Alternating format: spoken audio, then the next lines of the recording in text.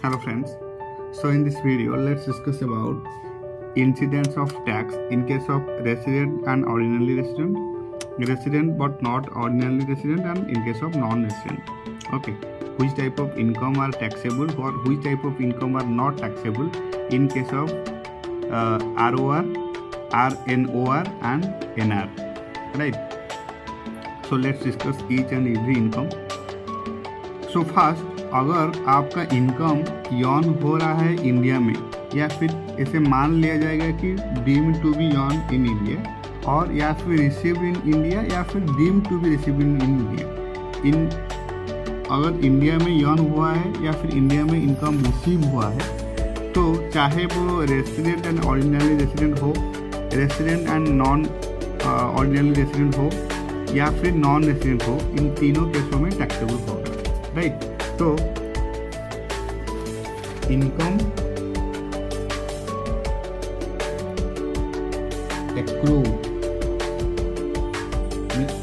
accrued means income earned but yet to be received. Income accrued or deemed to be accrued and received, या फिर और deemed to be received in India, deemed to be received in India. अगर India में earn हुआ है या फिर India में पैसा रिसीव हुआ है, देन इन तीनों केस में टैक्सेबल होगा. Taxable right. Taxable and taxable, तीनों केस में टैक्सेबल होगा. अगर एक आरसीसी रेसिडेंट, चाहे रेसिडेंट ऑर्डिनरी रेसिडेंट हो, या फिर resident but not ordinary resident हो, या फिर नॉन रेसिडेंट हो, तीनों केस में टैक्सेबल होगा. ये आपको याद रखना पड़ेगा, बहुत इंपॉर्टेंट है. इनकम एक्रूड और deemed to be accrued and received और deemed to be received in India, right? Then second, income accrued outside India but received और deemed to be received in India. Income accrued outside India, income outside India में accrued हुआ है, मतलब income outside India में earn हुआ है, but received और deemed to be received in India, और उसके बाद इंडिया में रिसीव हुआ है, या फिर इसे मान लिया जाएगा कि इंडिया में रिसीव हुआ है. इन दैट केस क्या होगा ना, अगर इनकम आउटसाइड इंडिया में एक्रूड हुआ है और रिसीव इंडिया में हुआ है, तो फिर ऑल्सो इन तीनों केस में टैक्सेबल हो जाएगा. Income accrued outside India but received और deemed to be received in India. Income accrued हुआ है आउटसाइड इंडिया में, मतलब इनकम यर्न हुआ है आउटसाइड इंडिया में, और वो फिर रिसीव हो गया है इंडिया में, या फिर इसे मान लिया जाएगा कि ये आपका इंडिया में रिसीव हुआ है. इन दैट केस, इन तीन केस में आपका टैक्सेबल हो जाएगा. So let's write,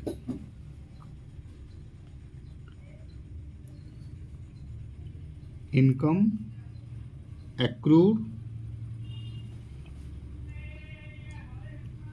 outside India but received or deemed to be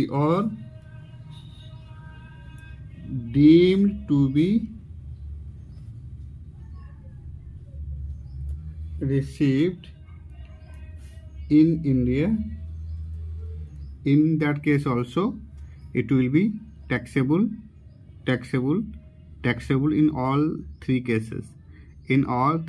चाहे आरसीसी आरओआर हो, या फिर आरएनओआर हो, या फिर एनआर हो, इन तीन केस में टैक्सेबल हो जाएगा.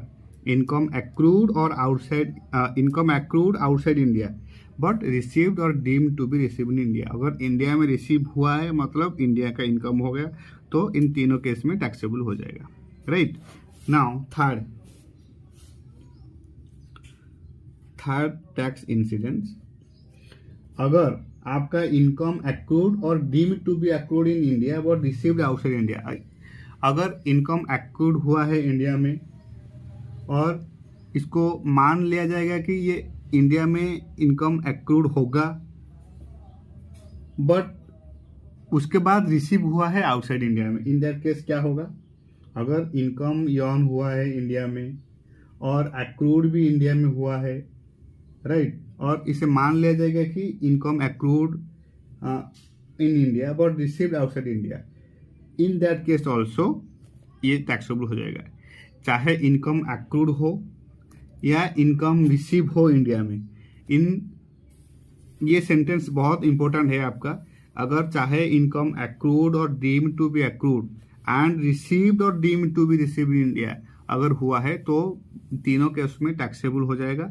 तो सिमिलरली अगर income accrued, let's write, income अगर एक्रूड हो रहा है, इनकम एक्रूड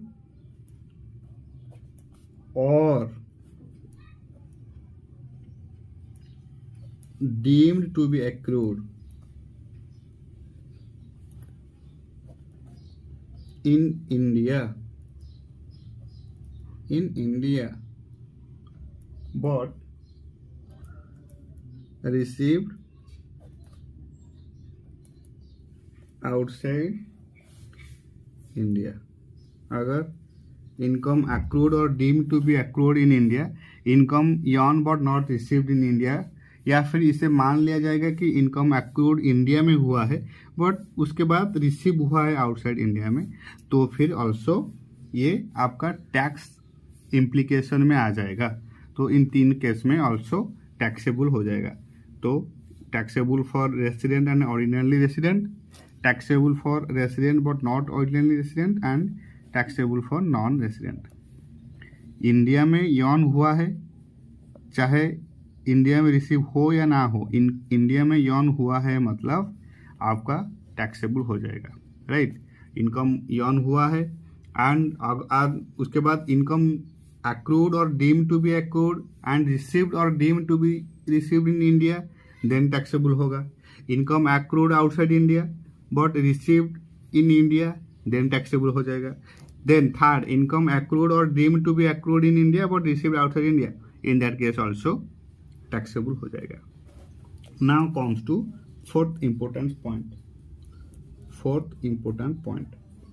अगर आपका इनकम एक्रूड हुआ है एंड रिसीव्ड आउटसाइड इंडिया में हुआ है, इनकम एक्रूड हुआ है and received both case outside India में हुआ है फ्रॉम ए बिजनेस कंट्रोल्ड इन और प्रोफेशन सेटअप इन इंडिया। अगर कोई बिजनेस कंट्रोल या फिर सेटअप इंडिया में है और इसका जो income accrued and received outside India, accrued हुआ है और रिसीव्ड आउटसाइड इंडिया में हुआ है, लेकिन इसका जो कंट्रोल है और या फिर इसका मैनेजमेंट जो है प्रोफेशनल सेटअप वो सब इंडिया में है, इन दैट केस क्या होगा? इन दैट केस आपका अगर आरसीसी, आरओआर एंड आरएनओआर कैटेगरी में आता है तो फिर टैक्सेबल हो जाएगा। ओनली नॉन रेसिडेंट के केस में नॉट टैक्सेबल होगा, राइट। तो एनआर वाले को टैक्स अप्लाई नहीं होगा। इन केस अगर आपका income accrued and received outside India में हुआ है फ्रॉम ए बिजनेस कंट्रोल और प्रोफेशन सेटअप आउटसाइड इंडिया, अगर कंट्रोल और सेटअप, सॉरी मैंने गलत बोल दिया आपका, अगर इनकम आपका accrued and received outside India में हुआ है from a business control in और profession setup in India, India में प्रोफेशन सेटअप हुआ है और इसका जो कंट्रोल भी इंडिया में हो रहा है, लेकिन इनकम यर्न एंड रिसीव्ड सब आउटसाइड इंडिया में हुआ है, in that case both ROR and RNOR case में टैक्सेबल हो जाएगा, सिर्फ नॉन रेसिडेंशियल केस में टैक्सेबल नहीं होगा। तो आरओआर और आरएनओआर में टैक्सेबल होगा, एनआर में टैक्सेबल नहीं होगा। क्या income accrued, income accrued and received outside India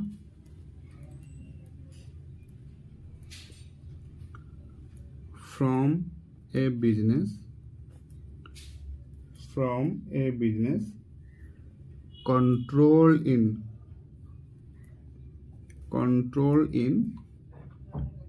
or you can say profession set up in India or profession set up in India. अगर इनकम एक्रूड और रिसीव्ड आउटसाइड इंडिया में हुआ है from a business control in और profession setup in India, in that case क्या होगा, आपका resident and ordinary resident में taxable, resident but not ordinary resident में भी टैक्सेबल, एंड अगर आरसीसी नॉन रेसिडेंट कैटेगरी में आता है तो फिर इन दैट केस ये टैक्सेबल नहीं होगा। Right, now comes to number 5।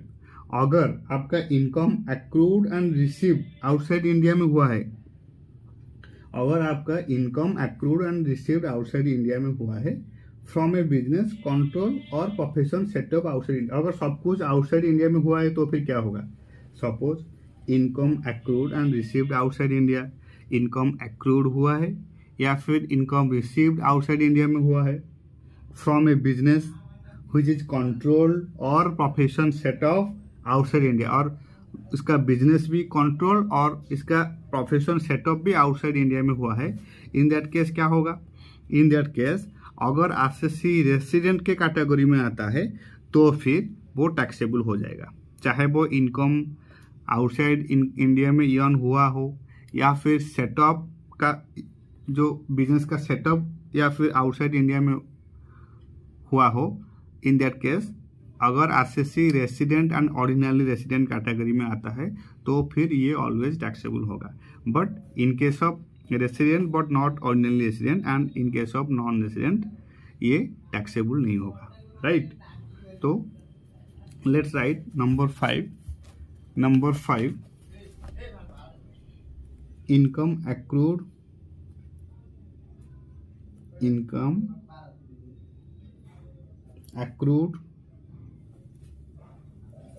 and received outside India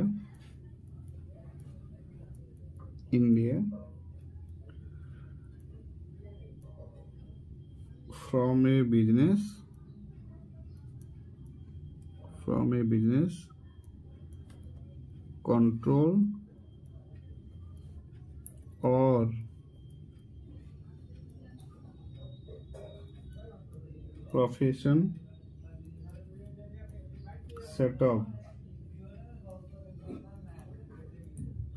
outside India, अगर प्रोफेशन और कंट्रोल सेटअप हुआ है आउटसाइड इंडिया में और income accrued and received outside India, और इंडिया के आउटसाइड में ऑल्सो अर्न हुआ है एंड रिसीव हुआ है, इन दैट केस क्या होगा, अगर RCC resident and ordinary resident category में आता है, फुलफिल करता है जो कंडीशंस है रेसिडेंट एंड ऑर्डिनरी रेसिडेंट का, देन टैक्सेबल हो जाएगा, आंख बंद करके टैक्सेबल हो जाएगा। But in case of RNOR मतलब resident but not ordinary resident taxable नहीं होगा, एंड नॉन रेसिडेंट केस में ऑल्सो टैक्सेबल नहीं होगा। राइट,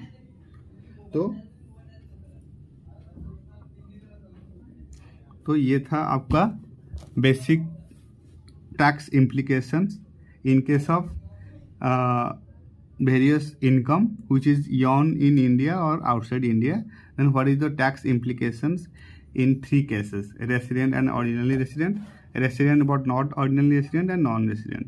Right, अगर income accrued or deemed to be accrued and received or deemed to be received in India, India में earn हुआ है या फिर इसे मान लिया जाएगा कि इंडिया में अर्न हुआ है एंड इंडिया में रिसीव हुआ है और इसे मान लिया जाएगा कि इंडिया में रिसीव हुआ है, in that case in 3 case में आपका टैक्सेबल हो जाएगा, चाहे आरसीसी ROR के कैटेगरी में आए या फिर RNOR या फिर नॉन रेसिडेंट, इन 3 केस में टैक्सेबल हो जाएगा। Then number 2, income accrued outside India but received और deemed to be received in India. Income accrued outside India में हुआ है बट रिसीव्ड, और इसे मान लिया जाएगा कि ये इंडिया में रिसीव हुआ है, in that case also, in 3 case में आपका टैक्सेबल हो जाएगा, right. In number 3, income accrued और deemed to be accrued in India but received outside India. Income अगर यर्न भी हुआ है इंडिया में और इसे मान लिया जाएगा कि इंडिया में यर्न हुआ है बट रिसीव्ड आउटसाइड इंडिया, अगर आउटसाइड इंडिया में भी रिसीव हुआ है, in that case also, in 3 case में टैक्सेबल हो जाएगा, चाहे वो ROR हो, RNOR हो या फिर NR हो। Then number 4, income accrued and received outside India from a business control in और प्रोफेशन सेटअप इंडिया। अगर एक बिजनेस का कंट्रोल, मैनेजमेंट सब कुछ इंडिया में है, सेटअप भी इंडिया में है, लेकिन इनकम यर्न हुआ है आउटसाइड इंडिया में, इन दैट केस अगर RCC रेसिडेंट के कैटेगरी में आता है, मतलब ROR के कैटेगरी में आता है एंड RNOR के कैटेगरी में भी अगर भी आता है तो फिर टैक्सेबल हो जाएगा। But in case of non resident, अगर RCC नॉन रेसिडेंट के कैटेगरी में आता है तो फिर ये टैक्सेबल नहीं होगा, right. Then number 5, income accrued and received outside India. Income accrued हुआ है एंड रिसीव्ड हुआ है आउटसाइड इंडिया में फ्रॉम ए बिजनेस कंट्रोल और प्रोफेशन सेटअप आउटसाइड इंडिया। एक बिजनेस से जो कि कंट्रोल भी है और प्रोफेशन सेटअप भी आउटसाइड इंडिया में है, इन दैट केस ऑल्सो अगर RCC रेसिडेंट के कैटेगरी में आता है तो फिर टैक्सेबल हो जाएगा। But in case of RNOR and NR, इन दोनों केस में टैक्सेबल नहीं होगा। इसके बाद भी अगर income accrued and received outside India, अगर इसके बाद भी अगर income accrued and received outside India में हुआ है लास्ट ईयर में, राइट, मतलब असेसमेंट ईयर अगर 22-23 और फाइनेंशियल ईयर 21-22 और फाइनेंशियल ईयर 21-22 में अगर income accrued and received outside India में हुआ है, then it makes no difference if the same is later remitted to India. अगर फाइनेंशियल 21-22 में अगर आपका income accrued and received, both accrued हुआ है एंड रिसीव्ड आउटसाइड इंडिया में हुआ है, देन इन दैट केस क्या होगा, अगर RCC रेसिडेंट के कैटेगरी में आता है तो फिर टैक्सेबल होगा। अगर RCC RNOR के कैटेगरी में आता है वो नॉट टैक्सेबल हो जाएगा एंड NR में ऑल्सो नॉट टैक्सेबल हो जाएगा, right. It makes no difference if the same is later remitted to India. ये कोई अगर इनकम यर्न हुआ है एंड रिसीव हुआ है आउटसाइड इंडिया में लास्ट ईयर में, प्रीवियस ईयर में, और उसके बाद वो फिर बाद में लेटर इंडिया में रिसीव हुआ है, देन इसका कोई टैक्स का इम्प्लीमेशन में कोई डिफरेंस नहीं आएगा। ये resident and ordinary resident case में टैक्सेबल होगा और बाकी जो RNOR एंड NR के केस में नॉट टैक्सेबल होगा, राइट। तो इसमें नोट करने का बात यह है, in case of resident RCC like you can say company या फिर firm, in that case other than individual and HUF and individual नहीं होना चाहिए। इन केस ऑफ कंपनी या फिर फार्म क्या होगा, there is no classification as resident but not ordinary resident. अगर इसका कोई क्लासिफिकेशन नहीं है कि ये रेसिडेंट है या फिर बट नॉट ऑर्डिनरी रेसिडेंट है, देन इनकम चाहे एक्रूड हो या रिसीव्ड आउटसाइड इंडिया में हो from a business which is controlled or profession set up outside India shall always be taxable in India. Shall always be taxable in India. Right? So this is it all about incidence of tax as per Section 5 of Income Tax Act 1961. Thank you so much for your time. Thank you so much for your support and happy studying.